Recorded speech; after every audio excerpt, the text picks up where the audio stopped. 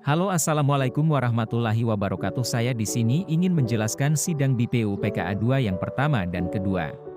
Sebelum masuk ke materinya, izinkan saya memperkenalkan anggota kelompok 2, yaitu ada 1, M. Nizar Fajari 2, Nabil Aulia Rahman 3, Dava Yusuf Rafiusan 4, Raisa Adisti Putri 5, Zivana Haila 7, Aulia Puspita 8, Syal Sabila Pristi N 9, Anissa Nurul Fatimah.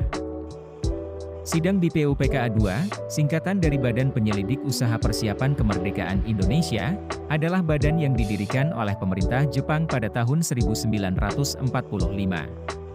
Sidang BPU PKA 2 merupakan tahap awal perencanaan kemerdekaan Indonesia setelah pendudukan Jepang di Indonesia selama Perang Dunia Kedua.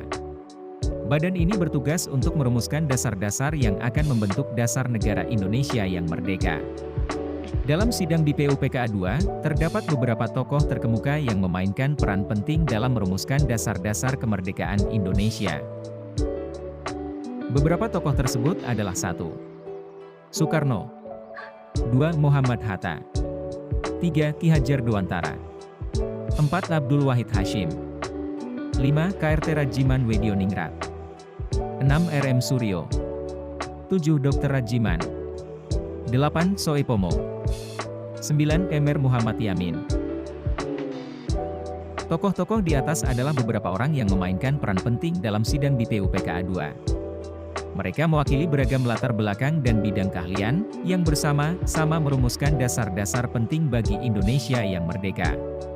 Sidang pertama BPU PKA 2, atau Badan Penyelidik Usaha-Usaha Persiapan Kemerdekaan Indonesia, diadakan pada tanggal 29 Mei 1945 di Gedung Kiai Jimat, Jalan Pegangsaan Timur 56, Jakarta. Sidang ini merupakan awal dari serangkaian sidang yang bertujuan untuk merumuskan dasar-dasar yang akan membentuk negara Indonesia yang merdeka setelah pendudukan Jepang di Indonesia selama Perang Dunia Kedua. Pada sidang pertama ini, tujuan utama adalah membahas isu-isu dasar yang berkaitan dengan persiapan kemerdekaan Indonesia.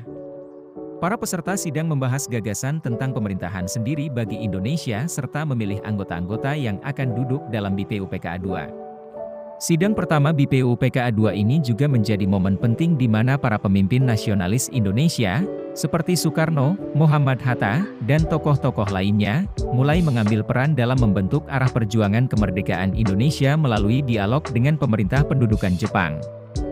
Hasil dari sidang pertama BPU PKA 2 ini mengarah pada pembentukan Badan Penyelidik Usaha Persiapan Kemerdekaan Indonesia yang lebih resmi, dan mempersiapkan sidang berikutnya untuk merumuskan dasar-dasar negara yang akan menjadi landasan bagi proklamasi kemerdekaan Indonesia.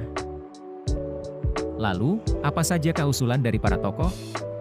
Dari Emer Mohyamin. 1. Peri kebangsaan. 2. Peri kemanusiaan. 3. Peri kerakyatan. 4. Kesejahteraan rakyat. Dari Emer Soepomo. 1. Persatuan. 2. Kekeluargaan. 3. Keseimbangan lahir dan batin. 4. Musyawarah. 5. Kesejahteraan. Dari Insinyur Soekarno. 1. Kebangsaan Indonesia. 2. Internasionalisme atau peri kemanusiaan. 3. Mufakat atau demokrasi. 4. Kesejahteraan sosial. 5. Ketuhanan Yang Maha Esa. Sidang kedua BPU PKA 2, berlangsung pada tanggal 10 hingga 16 Juli 1945. Sidang ini merupakan kelanjutan dari upaya para tokoh nasionalis Indonesia untuk merumuskan dasar-dasar yang akan membentuk negara Indonesia yang merdeka. Pada sidang kedua ini, beberapa isu penting dibahas, termasuk 1. Negara Indonesia. Para peserta sidang membahas konsep dan karakteristik negara Indonesia yang merdeka, termasuk hubungan dengan kerajaan-kerajaan di Indonesia. 2. Konstitusi, pembahasan mengenai bentuk dan isi konstitusi untuk Indonesia yang merdeka. 3. Hukum, penyusunan dasar hukum yang akan berlaku di Indonesia merdeka. 4. Agama, diskusi tentang agama sebagai bagian dari identitas nasional dan peran agama dalam negara. 5. Kesejahteraan sosial, upaya untuk memastikan kesejahteraan dan keadilan sosial bagi seluruh rakyat Indonesia. Hasil dari sidang kedua bukti ini adalah Piagam Jakarta, sebuah dokumen yang memuat garis besar dasar-dasar negara Indonesia yang merdeka.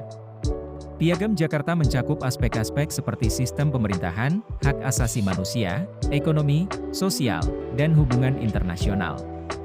Hasil dari sidang bukti mencakup beberapa dokumen dan keputusan penting yang menjadi landasan dalam perjalanan menuju kemerdekaan Indonesia. Beberapa hasil utama dari sidang bukti antara lain, 1. Piagam Jakarta. Dokumen ini merupakan salah satu hasil paling signifikan dari sidang bukti. Piagam Jakarta berisi dasar negara Indonesia yang merdeka, termasuk tentang sistem pemerintahan, hak asasi manusia, agama, ekonomi, dan sosial. Piagam Jakarta memberikan panduan awal dalam merumuskan konstitusi Indonesia yang lebih rinci. 2. Komite Nasional Indonesia Pusat. KNIP sidang bukti juga menetapkan pembentukan KNIP sebagai lembaga legislatif sementara Indonesia. KNIP bertugas mengawasi pemerintahan dan menyusun undang-undang sementara sampai konstitusi permanen dibuat. 3. Penunjukan Soekarno dan Muhammad Hatta. Sidang bukti memilih Soekarno sebagai ketua bukti dan Muhammad Hatta sebagai wakil ketua. Keduanya kemudian memainkan peran penting dalam perjuangan dan pembentukan negara Indonesia merdeka. 4. Pernyataan atas Undang-Undang Dasar RIS, Renville Agreement. Meskipun bukan hasil langsung dari sidang bukti, pada sidang ini juga dibahas Renville Agreement yang menyetujui pembentukan Republik Indonesia Serikat, RIS. Meskipun RIS tidak berlangsung lama, keputusan ini mempengaruhi arah perjalanan politik Indonesia pasca kemerdekaan. 5. Pemilihan anggota PPKI. Sidang bukti menunjuk anggota-anggota Panitia Persiapan Kemerdekaan Indonesia, PPKI, yang memiliki tugas khusus mempersiapkan proklamasi kemerdekaan Indonesia. Semua hasil ini merupakan langkah awal yang penting dalam proses perumusan dan penyusunan dasar-dasar negara Indonesia yang merdeka. Dokumen-dokumen dan keputusan dari sidang BPUPKA II memberikan pijakan bagi pembentukan pemerintahan dan konstitusi serta mengarahkan langkah selanjutnya menuju proklamasi kemerdekaan Indonesia pada tanggal 17 Agustus 1945. Oke, sekian dari penjelasan saya. Jika ada salah kata mohon dimaafkan. Saya izin pamit diri. Wassalamualaikum warahmatullahi wabarakatuh.